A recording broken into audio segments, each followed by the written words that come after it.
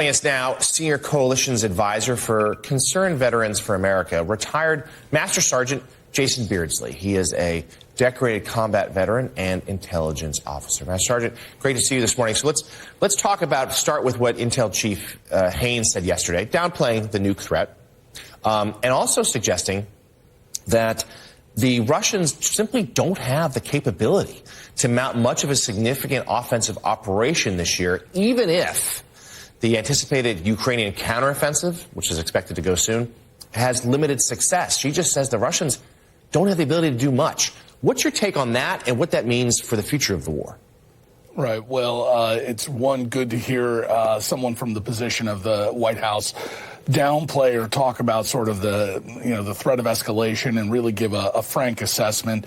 And I think that's well done. I think that Moscow's been signaling for a while that although they like to threaten the nuclear sort of saber rattling, it's not necessarily something they want to place as a forefront of their sort of escalation. Second, when Avril Haines talks about the ground offensive that the Russians may not be able to mount, she's looking historically, or the intel community is looking historically.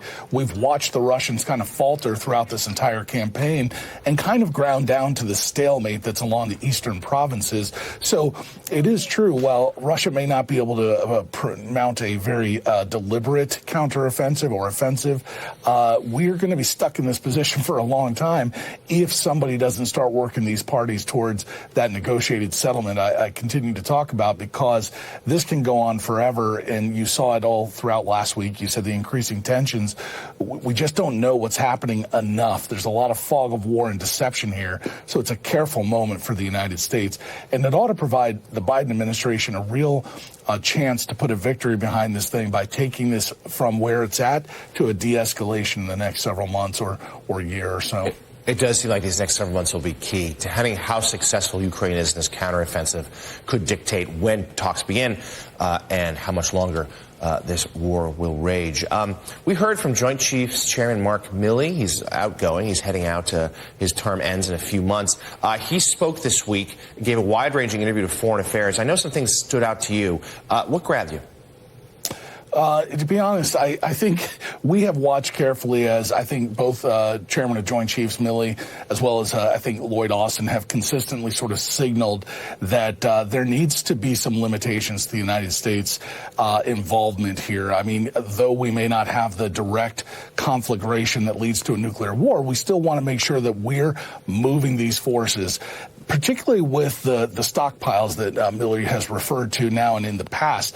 Consistently, we're seeing that the United States armories, the munitions, the supplies, the things that we're drawing down from our own equipment are going to put the United States a little bit behind in our force readiness. And that's the thing that stands out most to me. And I think they've been wise about that. It's important that we pick up on that and make an advancement. I mean, I represent veterans for the Concerned Veterans for America who are worried that so much exhaustion of our own munitions will leave us vulnerable on the front lines for readiness. And our military can't afford that right now. And certainly there's the looming threat of China that shadows this conversation. Retired Master Sergeant Jason Beardsley, thank you as always for joining us. We appreciate it.